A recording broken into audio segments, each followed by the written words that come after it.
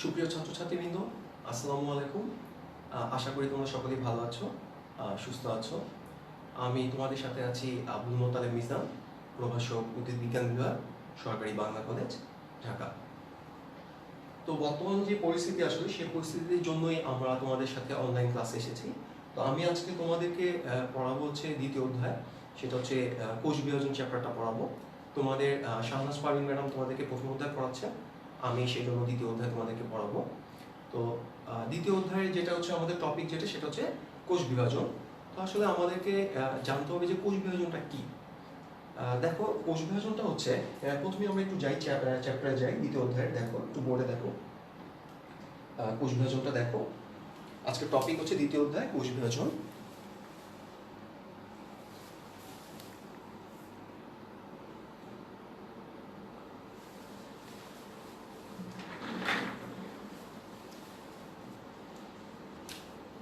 দেখো, তোমরা শুনতে পাচ্ছ তো? আচ্ছা, দেখো তাহলে আমরা আজকে সেকেন্ড চ্যাপ্টার যেটা পড়বো কোষ বিভাজন। আসলে কোষ বিভাজন হচ্ছে যে প্রক্রিয়ায়, ধরো একটা কোষ, এখানে একটা কোষ আছে, এই একটা কোষ বিভাজিত হবে, বিভাজিত হয়ে দুইটি অথবা চারটি কোষ তৈরি করে। তাহলে আমরা কি বললাম, কোষ বিভাজন কাকে বলে? যে প্রক্রিয়ায় একটা কোষ, একটা মাতৃকোষ বিভাজিত হয়ে দুইটি কোষ অথবা চারটা কোষ তৈরি করে, সেই প্রক্রিয়াটাকেই বলা হয় কোষ বিভাজন। এখন ধরো যে কোষটা বিভাজিত হচ্ছে, এই কোষটা, এটাকে বলা হয় মাতৃকোষ।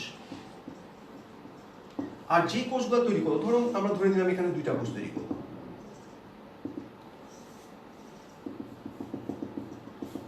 এগুলোকে বলা হয় অপত্য কোষ। তাহলে আমরা কি বললাম? দেখো, কোষ বিভাজন হচ্ছে এমন একটা প্রক্রিয়া, যে প্রক্রিয়ায় একটা কোষ বিভাজিত হয়ে কি করবে, দুইটি বা চারটি কোষের উৎপন্ন করবে, তাকেই বলা হয় কোষ বিভাজন। আচ্ছা, এখন এই যে কোষ বিভাজন প্রক্রিয়া, এই কোষ বিভাজন প্রক্রিয়াকে তিনটা ভাগে ভাগ করা যায়। তাহলে কোষ বিভাজন আমরা বুঝতে পেরেছি, একটা কোষ বিভাজিত হয়ে হয় দুইটা কোষ তৈরি করবে অথবা চারটা কোষ তৈরি করবে। আর যে কোষগুলো তৈরি হবে ওগুলো হচ্ছে অপত্য কোষ বা ডটার সেল, আর যেটা বিভাজিত হবে সেটা হচ্ছে, যেটা থেকে বিভাজিত হবে সেটা হচ্ছে মাতৃকোষ। এখন এই যে কোষ বিভাজন প্রক্রিয়া, এই কোষ বিভাজন প্রক্রিয়াকে আমরা তিনটা ভাগে ভাগ করতে পারি। প্রথম যেটা, সেটা হচ্ছে আমাদের অ্যামাইটোসিস।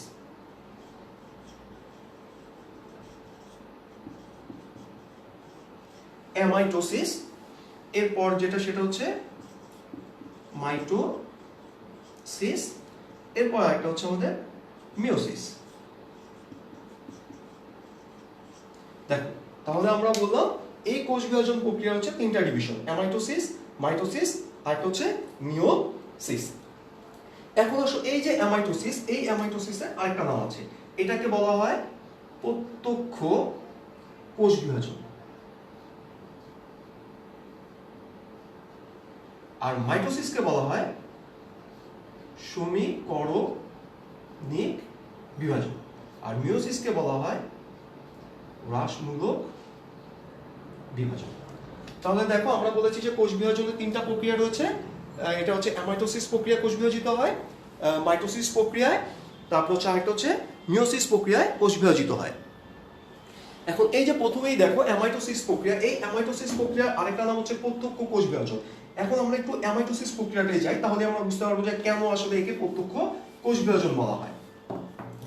যেমন ধরো, অ্যামাইটোসিস কোষ প্রক্রিয়ায় এই যে একটা মাতৃকোষ, এই মাতৃকোষে এই মাঝখানেটা হচ্ছে নিউক্লিয়াস, আর এগুলো হচ্ছে তার সাইটোপ্লাজম। দেখা যাচ্ছে তো? আচ্ছা, ঠিক আছে, দেখো তখন।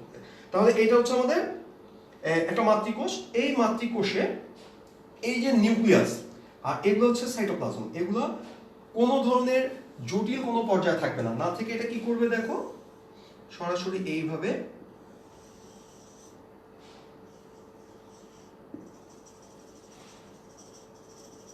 নিউক্লিয়াস, এটা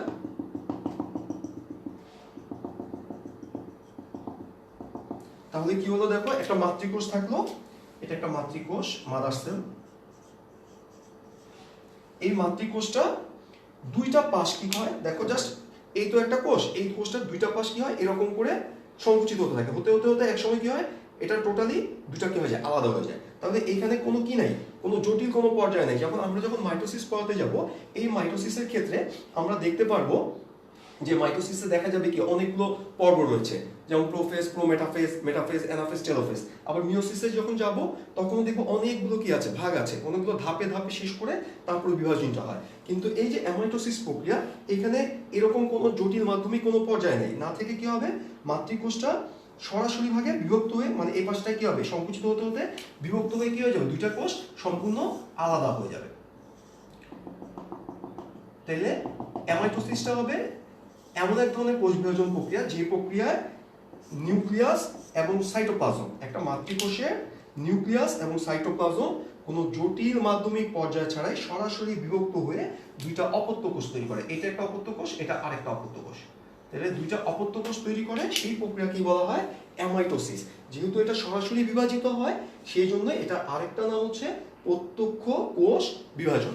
তাহলে আমরা অ্যামাইটোসিস প্রক্রিয়াটা বুঝতে পারলাম, একদম সহজ প্রক্রিয়া। মাতৃকোষ কোনো জটিল পর্যায় ছাড়াই বিভাজিত হয়ে দুইটা কোষ তৈরি করবে, দুইটা অপত্য কোষ তৈরি করে, সেই জন্য অ্যামাইটোসিসের আরেকটার নাম প্রত্যক্ষ কোষ বিভাজন। এখন এই যে অ্যামাইটোসিস প্রক্রিয়া, এটা আসলে তুমি কোথায় দেখতে পাবা? এটা তুমি দেখতে পাবা ইস্টে, তারপর হচ্ছে অ্যামিবায় দেখতে পাবা। তাহলে এই অংশগুলোতে আসলে আমরা কি দেখতে পাবো, অ্যামাইটোসিস কোষ বিভাজনটা আমরা দেখতে পাবো। আচ্ছা,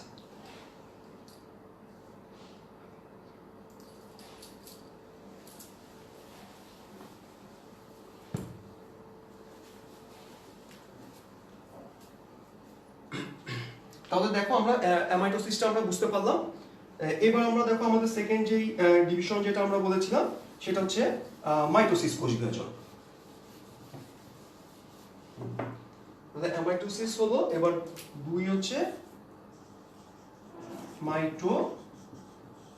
মাইটোসিস কোষ বিভাজন, যার আরেকটা নাম ছিল কি আমাদের সমীকরণিক বিভাজন। এখন আসো মাইটোসিস বা সমীকরণিক বিভাজনটা কি আমরা সেটা দেখব। আচ্ছা,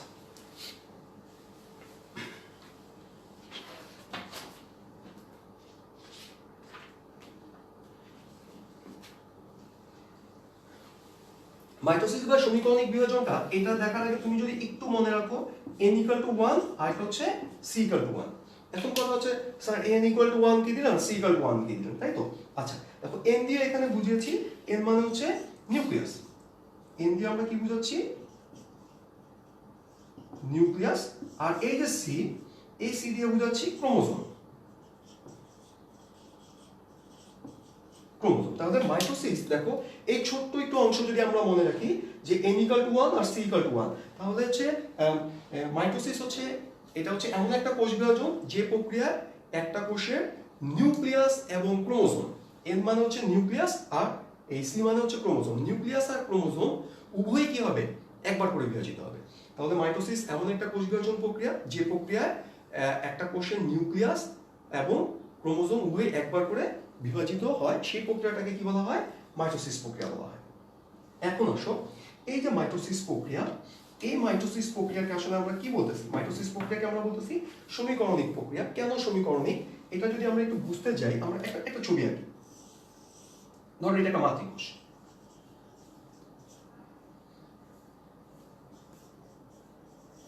আচ্ছা এটা হচ্ছে মাতৃকোষের নিউক্লিয়াস। একটু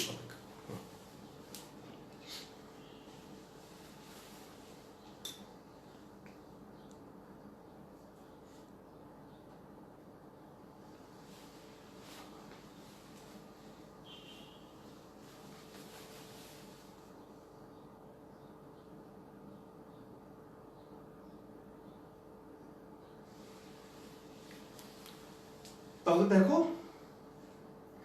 মাইটোসিস আমরা কি বলেছি যে মাইটোসিসটাকে কি বলা হয়, আরেকটা হচ্ছে সমীকরণিক। কেন সমীকরণিক, আচ্ছা আচ্ছা, এই মাতৃকোষে ধরো, এই যে মাতৃকোষটা, এই মাতৃকোষটাতে আমরা ধরে নিলাম ধরো একটা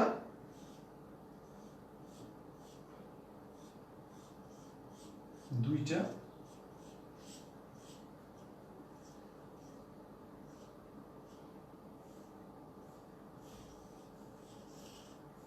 চারটা ক্রোমোজোম আছে। তাহলে আসলে দেখো মাইটোসিস প্রক্রিয়া আগে কেন সমীকরণিক বিভাজন আমরা একটু বুঝতে যাচ্ছি করছি সরি এই মাইটোসিস প্রক্রিয়াকে বলছি সমীকরণিক বিভাজন। এই যে মাতৃকোষ, এই মাতৃকোষে কয়টা কোষ আছে? ক্রোমোজোম আছে 4টা, 1টা 2টা 3টা 4টা। এখন এই যে মাইটোসিস প্রক্রিয়া, এই মাইটোসিস প্রক্রিয়া দেখো মাঝখানে যেটা, এগুলো হচ্ছে সব সেন্ট্রোমিয়ার। এই যে আমি সবুজ কালার যেগুলো দিচ্ছি এগুলো হচ্ছে সবগুলো সেন্ট্রোমিয়ার। এই মাইটোসিস প্রক্রিয়া আসলে হয় কি, এই ধরো টোটাল একটা ক্রোমোজোম, এই ক্রোমোজোমের যে মাঝখানে কি থাকে সেন্ট্রোমিয়ার, এই সেন্ট্রোমিয়ার সহ সে কি করবে, একেবারে লম্বালম্বি কি হবে, ভাগ হয়ে যাবে। তাহলে সেন্ট্রোমিয়ার সহ যদি সে লম্বালম্বি ভাবে ভাগ হয়ে যায় তাহলে কি হবে, এই ধরো এই একটা ক্রোমোজোম ছিল, এই ক্রোমোজোমটা যদি লম্বালম্বি ভাগ হয় তাহলে এখান থেকে কয়টা তৈরি হবে, এখান থেকে 2টা তৈরি হবে।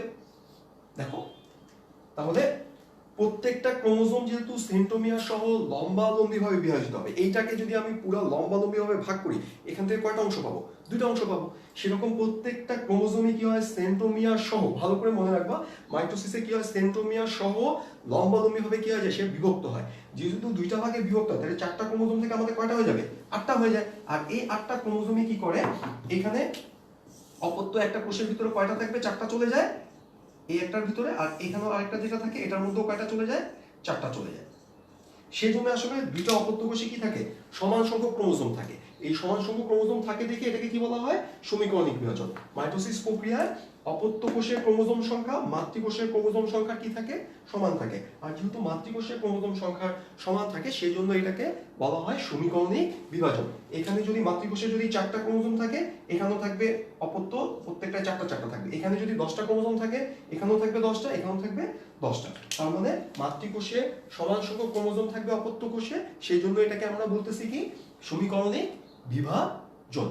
তাহলে আমরা বুঝলাম যে মাইটোসিসটা কি। মাইটোসিসের সংজ্ঞা যদি আমরা বলি তাহলে আমরা বলতেছি যে মাইটোসিস হচ্ছে এমন একটা কোষ বিভাজন প্রক্রিয়া যে প্রক্রিয়ায় একটি মাতৃকোষের নিউক্লিয়াস এবং ক্রোমোজোম উভয়ই কি হবে, মাতৃকোষের নিউক্লিয়াস এবং ক্রোমোজোম উভয়ই একবার করে কি হবে, বিভাজিত হবে। সেই প্রক্রিয়াটা কি বলা হয়, মাইটোসিস কোষ বিভাজন প্রক্রিয়া। আচ্ছা, আর এই মাইটোসিস প্রক্রিয়াকে সমীকরণিক বলা হয় কেন বলেছি, এই কারণে বলেছি যেহেতু এই অপত্য কোষের ক্রোমোজোম আর এই মাতৃকোষের ক্রোমোজোম সংখ্যা কি থাকে, সমান থাকে। এখানে ক্রোমোজোম আর এটা ক্রোমোজোম সমান থাকবে, সেই জন্য এটাকে বলা হয় সমীকরণিক বিভাজন। আচ্ছা, এখন আসো আমরা মিওসিস প্রক্রিয়া যাওয়ার আগে আমরা আরেকটা টার্ম পড়ব, সেই টার্মটাকে বলা হয়, সেটা হচ্ছে কোষ চক্র। এটা তোমাদের পরীক্ষায় প্রায় আসতে পারে যে কোষ চক্র বলতে কি বুঝো। এখন আমরা যেটা পড়বো সেটা হচ্ছে কোষ চক্র।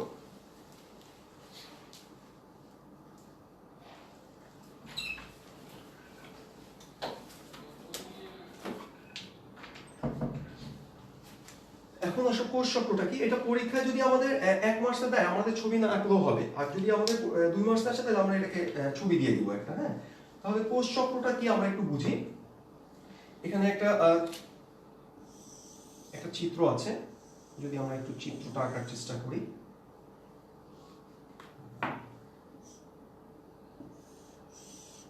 এটা হচ্ছে বিভাজন। আচ্ছা, আর বিভাজনের সময় হচ্ছে 5 থেকে 10%। এরপর যেটা আমাদের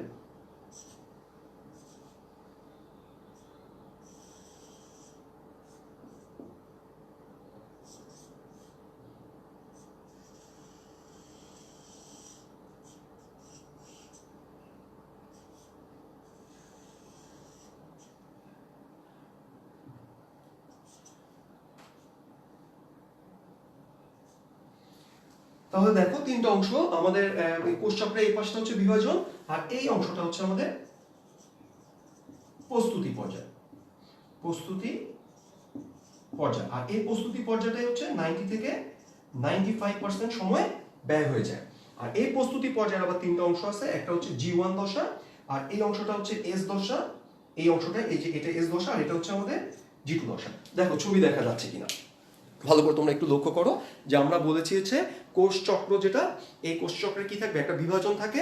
এই বিভাজন হচ্ছে 5 থেকে 10% সময় ব্যয় হয়, আর বাকি যে 90 থেকে 95% সময় কোথায় চলে যায়, প্রস্তুতি পর্যায়ে। এখন কোষ চক্রের যদি আমরা সংজ্ঞা দিই তাহলে হবে, দেখো কোষ চক্র যদি বলে যে কোষ চক্রটা কি, কোষ চক্রটা হচ্ছে কি এই কোষ বিভাজন পর্যায় এবং বিভাজনের প্রস্তুতি পর্যায়। প্রথমে কি হলো, একটা কোষ বিভাজিত হলো, আর এখানে একটা ডিটেইলস কি হচ্ছে, একটা কোষ বিভাজিত হওয়ার জন্য প্রস্তুতি হচ্ছে।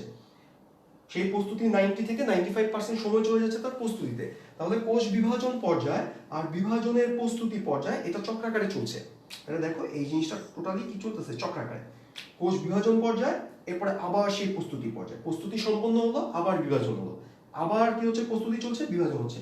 তাহলে কোষ চক্রের সংজ্ঞাটা আমরা দিব কি, যে কোষ চক্রের সংজ্ঞা দিব হচ্ছে কোষ বিভাজন পর্যায় এবং বিভাজনের প্রস্তুতি পর্যায়ক্রমে কি করতে থাকে, চক্রাকারে চলতে থাকে। এই চক্রটা কি বলা হয়, কোষ চক্র। একদম সহজ জিনিস, কোষের বিভাজন পর্যায় আর বিভাজনের প্রস্তুতি পর্যায় এটা চক্রাকারে এভাবে চলতেই থাকবে, আর এই চক্রটার নামই হচ্ছে কোষ চক্র।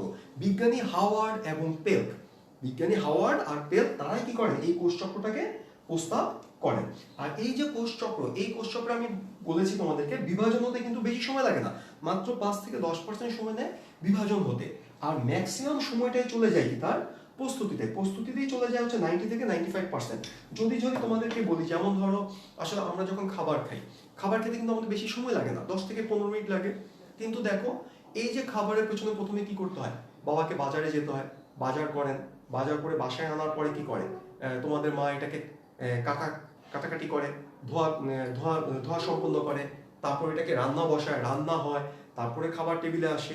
তার মানে দেখো খাওয়ার সময় অত্যন্ত কম লাগে, কিন্তু তার পিছনের যে কাজগুলো এগুলো অনেক সময় সাপেক্ষ, বাজার করা থেকে শুরু করে রান্না বান্না করা এগুলো অনেক সময় সাপেক্ষ। সেরকম একটা বিভাজনও তো খুব বেশি সময় লাগে না, একটা বিভাজন তো মাত্র কি লাগে, কোষ চক্রের 5 থেকে 10% সময় যায় বিভাজনে, আর বাকি পুরো সময়টাই যায় কি তার 90 থেকে 95% সময় চলে যায় প্রস্তুতিতে। তাহলে কোষ চক্রটা হচ্ছে বিভাজন পর্যায় আর বিভাজনের প্রস্তুতি পর্যায়, এটা আমাদের চক্রাকারে চলবে, এই চক্রটাই হচ্ছে কোষ চক্র। আর যদি তুমি দেখো এই যে প্রস্তুতি পর্যায়, এই প্রস্তুতি পর্যায়টাকে আবার ইংলিশে একটা নাম আছে, সেটা হচ্ছে ইন্টারফেস। এটাকে কি বলা হয়, ইন্টারফেস বলা হয়। আচ্ছা, প্রস্তুতি পর্যায়ে আরেকটা নাম কি, ইন্টারফেস।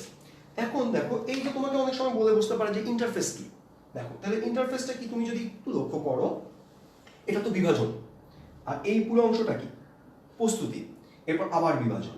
তাহলে দেখো এই ইন্টারফেস হচ্ছে পরপর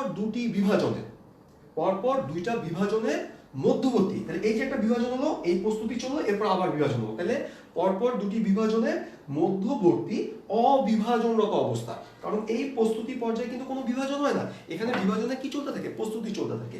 তাহলে পরপর দুইটা বিভাজনের মধ্যবর্তী অবিভাজনরত অবস্থা কি বলা হয়, ইন্টারফেস বা প্রস্তুতিমূলক পর্যায়।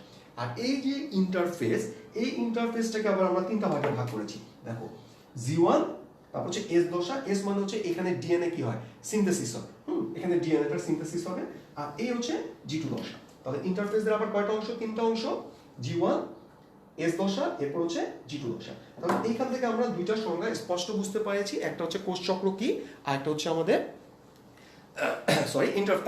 ইন্টারফেসটা কি। এভাবে আমাদের প্রশ্ন করে বসতে পারে যে ইন্টারফেসটা কি আর কোষ চক্রটা কি।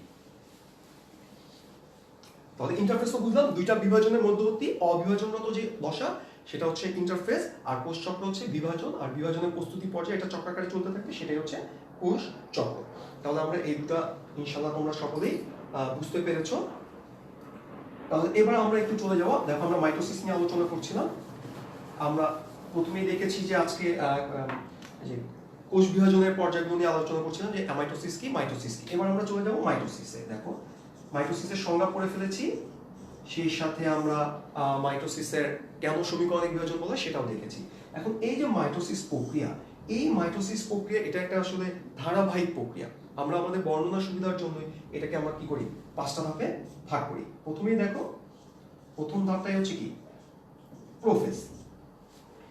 এরপরটা দেখো, এরপরটা হচ্ছে আমাদের মেটাফেজ। তাহলে মাইটোসিসের ধাপগুলো কি কি, প্রোফেজ, মেটাফেজ, 3 নাম্বার যেটা সেটা হচ্ছে মেটাফেজ, তারপর হচ্ছে 4-এ যদি আমরা যাই সেটা হচ্ছে অ্যানাফেজ, 5 নাম্বার হচ্ছে টেলোফেজ। তাহলে আমরা বললাম এই যে মাইটোসিস প্রক্রিয়া, কোষ বিভাজনের আরেকটি প্রক্রিয়া হচ্ছে মাইটোসিস প্রক্রিয়া। এই মাইটোসিস প্রক্রিয়ার কয়টা ধাপ রয়েছে, 5টা ধাপ রয়েছে। এক হচ্ছে প্রোফেজ, তারপর হচ্ছে প্রোমেটাফেজ, মেটাফেজ, অ্যানাফেজ, এবং সবার শেষে হচ্ছে কি টেলোফেজ। তোমাদেরকে যে কাজটা করতে হবে, প্রত্যেকটা ধাপে কি করতে হবে, চিত্র সহ আমাদেরকে শিখতে হবে। হ্যাঁ, প্রত্যেকটা আমরা চিত্র সহ আমরা শিখবো। এখন আসলে প্রথম যে ধাপটা সেটা হচ্ছে আমাদের প্রোফেজ। আমরা প্রোফেজটা করবো।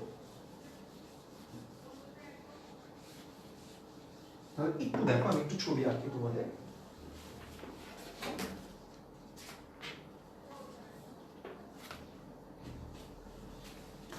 ছবিটা যদি আঁকি,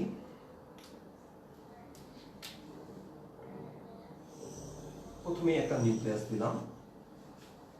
আচ্ছা, তার চারপাশে আমি একটা বাউন্ডারি দিয়ে দিলাম। আচ্ছা,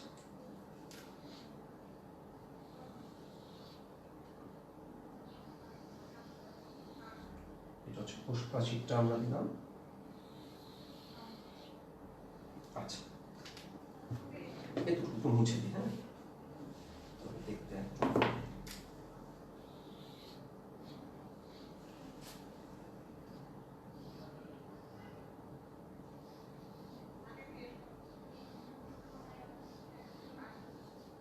মাঝখানে যেটা দেখলো সেটা হচ্ছে সেন্ট্রোমিয়ার।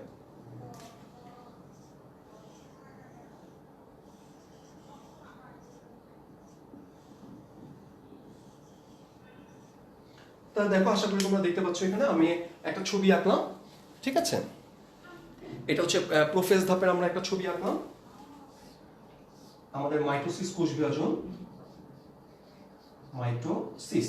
এই মাইটোসিস কোষ বিভাজনের পাঁচটা ধাপ। পাঁচটা ধাপের মধ্যে প্রথম ধাপটাই হচ্ছে প্রোফেজ। এখন এই যে প্রোফেজ ধাপ, এই প্রোফেজ ধাপটা আসলে বৈশিষ্ট্যগুলো কি সেটা আমরা বলবো। দেখো, যেহেতু এটা একটা বিভাজনের প্রথম ধাপ, এখানে প্রথমে কি হবে, নিউক্লিয়াসটা আকারে বড় হয়। এই বিভাজনের প্রথম ধাপে হবে আমাদের নিউক্লিয়াসটা আকারে বড় হবে। আচ্ছা, তাহলে কি বললাম যে এই প্রোফেসের ফার্স্টে তোমরা এই প্রত্যেকটা ধাপগুলোকে কিভাবে দিবে, পয়েন্টস আকারে দিবে। হ্যাঁ, তোমরা তোমাদের বইয়ে দেখবে যে প্যারা আকার আছে, তোমরা প্যারা আকারে না লিখে পয়েন্টস আকারে লিখবে। তাহলে দেখো, প্রথম কথা যেটা বললাম হচ্ছে যে একটা কোষের নিউক্লিয়াসটা আকারে কি করবে, এনলার্জ করবে, সে বড় হয়ে যাবে। তারপরে কি হবে, এই যে ক্রোমোজোম, এই ক্রোমোজোম থেকে কি হবে, জল বিয়োজন শুরু হবে। তাহলে প্রথমে কি হলো, নিউক্লিয়াসটা আকারে বড় হলো। তাহলে প্রোফেজের ফার্স্ট স্টেপ, নিউক্লিয়াস আকারে বড় হয়। এরপরে এই যে ক্রোমোজোম, এই ক্রোমোজোমগুলো থেকে কি হবে, জল বিয়োজন শুরু হবে, মানে ডিহাইড্রেশন হতে থাকবে। আর যদি জল বিয়োজন হয় তাহলে ক্রোমোজোমটা কি হবে, সংকুচিত হয়ে যাবে। তাহলে দ্বিতীয় স্টেপটা কি, প্রথমটা হচ্ছে নিউক্লিয়াস আকারে বড় হয়, দ্বিতীয় স্টেপটা আমরা বললাম যে ক্রোমোজোম থেকে কি হবে, জল বিয়োজন শুরু হয়। আর জল বিয়োজন শুরু হলে সে কি হয়ে যাবে, সংকুচিত হতে থাকবে, মানে সে শুকায় যাবে, সংকুচিত হবে, সংকুচিত হয়ে কি হয়ে যাবে, সে খাটো হবে, খাটো হয়ে সে কি হয়ে যাবে, মোটা হয়ে যাবে। তাহলে দ্বিতীয় পয়েন্টটা হচ্ছে কি, ক্রোমোজোম থেকে জল বিয়োজন শুরু হয়, ফলে ক্রোমোজোমগুলো কি হয়, ক্রমান্বয়ে সংকুচিত হয়, সংকুচিত হয়ে সে খাটো হয়ে, খাটো হয়ে কি হয়ে যাবে, মোটা হয়ে যাবে। এটা হচ্ছে আমাদের সেকেন্ড পয়েন্ট। আচ্ছা, এরপরে দেখো, এই পর্যায়ে শেষের দিকে কি হবে, এখানে আমাদের একটা নিউক্লিয়াস আমরা দেইনি, এখানে একটা নিউক্লিওলাস হবে। হ্যাঁ, আমরা এখানে একটা নিউক্লিওলাস, কারণ নিউক্লিয়াসের মধ্যে সবচেয়ে যে স্পষ্ট বস্তু সেটা হচ্ছে নিউক্লিওলাস। এখন এই 3 নম্বর যে পয়েন্টটা, সেটাতে হবে এই নিউক্লিওলাস আর এই যে চারপাশে কি আছে, এই চারপাশে আছে নিউক্লিয়ার এনভেলপ, হ্যাঁ, বা নিউক্লিয়ার মেমব্রেন। এই নিউক্লিওলাস আর নিউক্লিয়ার মেমব্রেনের কি করতে থাকে, বিলুপ্তি ঘটতে থাকে। আচ্ছা, এটা হচ্ছে 3 নম্বর পয়েন্টস। আর 4 নম্বর যে পয়েন্টসটা, সেটা হচ্ছে আমাদেরকে দেখো বলেছে কি, প্রত্যেকটা ক্রোমোজোম সেন্ট্রোমিয়ার ব্যতীত লম্বালম্বি ভাবে কি হয়, বিভক্ত হয়। আর প্রত্যেকটা সূত্রকে কি বলা হয়, ক্রোমাটিড বলা হয়। দেখো, এই যে আমাদের ক্রোমোজোমগুলো আছে, এই ক্রোমোজোমের এই গোল অংশটা হচ্ছে কি, এই কুঞ্চনটা হচ্ছে সেন্ট্রোমিয়ার। এই সেন্ট্রোমিয়ার ব্যতীত সে কি করবে, লম্বালম্বি ভাগ হবে। তুমি যদি এখানে তোমাকে একটু ছবি দেখাই, দেখো এই ছবিটা একটু লক্ষ্য করো। 4 নম্বর স্টেপটা কি ছিল আমাদের, এই একটা ক্রোমোজোম, এই ক্রোমোজোমে কি হবে, এই সে সেন্ট্রোমিয়ার ব্যতীত, সেন্ট্রোমিয়ার ছাড়া লম্বালম্বি ভাগ হবে। যদি সেন্ট্রোমিয়ার ছাড়া লম্বালম্বি ভাগ হয়, তখন সে কি রকম হবে, এরকম একটা কন্ডিশন তৈরি হবে। দেখো, আশা করি তোমরা ছবিটা দেখতে পাচ্ছ।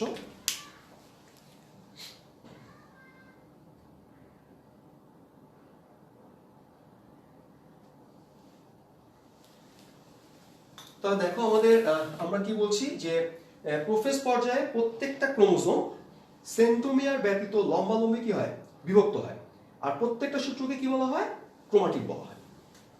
তাহলে এই স্টেপের লাস্টে আমরা বলছি যে এই প্রত্যেকটা ক্রোমোজোম কি করবে, এই যে দেখো সেন্ট্রোমিয়ার, এই সেন্ট্রোমিয়ার কিন্তু বিভক্ত হবে না, এই সেন্ট্রোমিয়ার ব্যতীত সে লম্বালম্বি ভাগ হয়ে গেছে।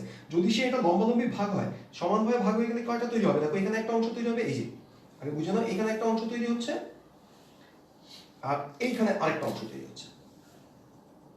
এই তো কন্ডিশন তৈরি হচ্ছে আমাদের। তাহলে এই প্রোফেজ পর্যায়ের শেষ ধাপে প্রত্যেকটা ক্রোমোজোম সেন্ট্রোমিয়ার ব্যতীত লম্বালম্বি ভাবে সমান দুইটা অংশে ভাগ হয় এবং প্রত্যেকটা অংশকে কি বলা হয়? ক্রোমাটিড বলা হয়। তাহলে এটা একটা ক্রোমাটিড, প্রত্যেকটা অংশকে বলা হয় ক্রোমাটিড। এটা একটা ক্রোমাটিড, এটা আরেকটা ক্রোমাটিড। তাহলে এই হচ্ছে আমাদের প্রোফেজের বৈশিষ্ট্যগুলো। কি কি একটু আমরা একটু রিভিউ করি প্রোফেজের বৈশিষ্ট্যগুলো। প্রথমেই আমরা বলেছি মাইটোসিস কোষ বিভাজনের প্রথম ধাপে কি করবে? নিউক্লিয়াসটা আকারে বড় হবে। প্রথমেই একটা নিউক্লিয়াস আকারে বড় হয়ে যাবে। তারপর দ্বিতীয় স্টেপটা আমরা বলেছি প্রত্যেকটা ক্রোমোজোমগুলো থেকে কি হবে? জল বিয়োজন শুরু হবে। আর জল বিয়োজন যখন শুরু হবে তখন সে কি হবে? সংকুচিত হতে থাকবে। তারপর হচ্ছে খাটো হয়ে কি হবে? সে মোটা হয়ে যাবে। এরপরে থার্ড পয়েন্টটা আমরা বলেছি এই যে নিউক্লিওলাস এবং নিউক্লিয়ার মেমব্রেন যেটা, এটা কি করতে থাকে? বিলুপ্তি করতে থাকে, এটা ডিসঅ্যাপিয়ার হয়ে যেতে থাকে। আচ্ছা, আর সবার শেষে আমরা যে পয়েন্টটা বলেছি যে প্রত্যেকটা ক্রোমোজোমে কি করবে? সেন্ট্রোমিয়ার ব্যতীত, লক্ষ্য রাখো এখানে কিন্তু সেন্ট্রোমিয়ার ভাগ হয়নি এখনো, সেন্ট্রোমিয়ার ব্যতীত সে অনুদৈর্ঘ্যে বিভক্ত হবে। তো সেন্ট্রোমিয়ার ব্যতীত যেহেতু বিভক্ত হবে, বিভক্ত হয়ে তার কন্ডিশনটা কি হবে? এরকম হবে। এই লম্বা একটা অংশ ক্রোমাটিড, এটার কি আরেকটা ক্রোমাটিড। তখন আমরা যে সেন্ট্রোমিয়ার ব্যতীত যে লম্বালম্বি ভাবে বিভক্ত হবে, ফলে যে দুটো অংশ তৈরি হবে সেই দুটো অংশকে কি বলা হচ্ছে? এগুলোকে বলা হচ্ছে ক্রোমাটিড। তাহলে আমরা আশা করি প্রোফেজ ধাপটা আমরা বুঝতে পারলাম। এরপরে আসো আমরা প্রোমেটাফেজে যাব। দেখো এখানে এই ছবি গেল, এবার আমরা যাব প্রোমেটাফেজ।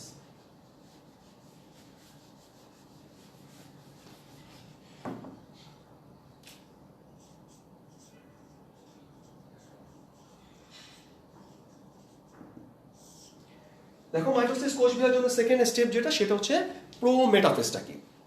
এখন আসো এই যে প্রোমেটাফেজ, এই প্রোমেটাফেজের ক্ষেত্রে আমাদের, আমরা একটু আগে ছবিটা আঁকলে তুমি বুঝতে পারবা, যে একটু ক্লিয়ার হতে পারবা। এখানে কি হবে? দেখো দুইটা মেরু থাকবে, এখানে একটা মেরু, এই একটা মেরু, ঠিক আছে? দুইটা মেরু তৈরি হয়ে যাবে। আর এইখানে তো আমাদের সেই যেটা আমরা বুঝিয়েছি যে এটা নিউক্লিয়ার এনভেলপটা কি হয়ে যেতেছে? এটা হচ্ছে বিলুপ্ত হয়ে যাচ্ছে। আচ্ছা, ধরো এখানে একটা ক্রোমোজোম রইল, ধরো এখানে একটা ক্রোমোজোম, এই দিকটা আরেকটা ক্রোমোজোম, এই জায়গাটা একটা ক্রোমোজোম, ধরো এইদিকে আরেকটা ক্রোমোজোম আছে। এই প্রত্যেকটা ক্রোমোজোমের এগুলো ধরো স্পিন্ডল ফাইবার।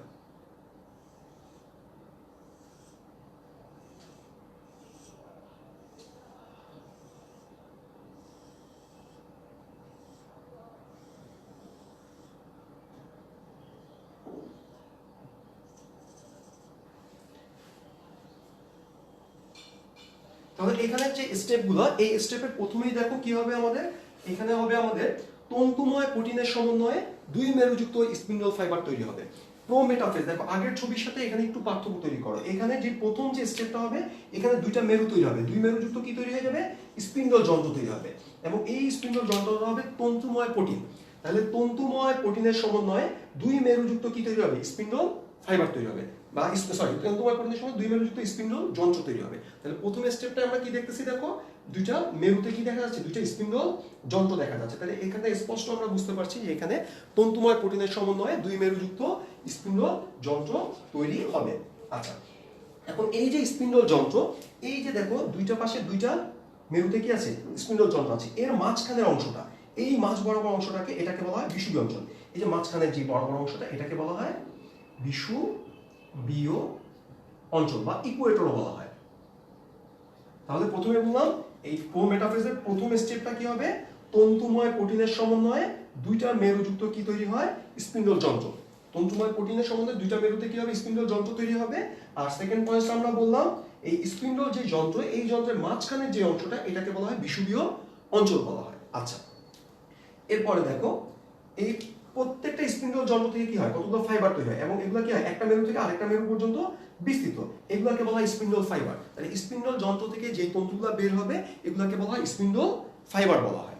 আচ্ছা, এরপরে দেখো ক্রোমোজোমের সেন্ট্রোমিয়ারগুলো, এই যে ক্রোমোজোম, এই ক্রোমোজোমের সেন্ট্রোমিয়ারগুলো কি হয়, এই যে স্পিন্ডল ফাইবার, এই স্পিন্ডল ফাইবারের সাথে এসে কি হয়, যুক্ত হয়। ধরো এটা একটা স্পিন্ডল ফাইবার, এই স্পিন্ডল ফাইবারের সাথে যখন সেন্ট্রোমিয়ারটা যুক্ত হতে যায় তখন এই ক্রোমোজোমটা কি হয়, একটু আন্দোলিত হয়, মানে একটু নড়ে, তখন এই অংশটাকে বলা হয় ক্রোমোজোমীয় নৃত্য। তোমাদের পরীক্ষা অনেকবার পরীক্ষা আসে যে অবজেক্টিভে আমরা দেই যে ক্রোমোজোমীয় নৃত্য দেখা যায় কোন ধাপে, তাহলে ক্রোমোজোমীয় নৃত্য এটা দেখা যাবে কোথায়, মেটাফেজে দেখা যাবে।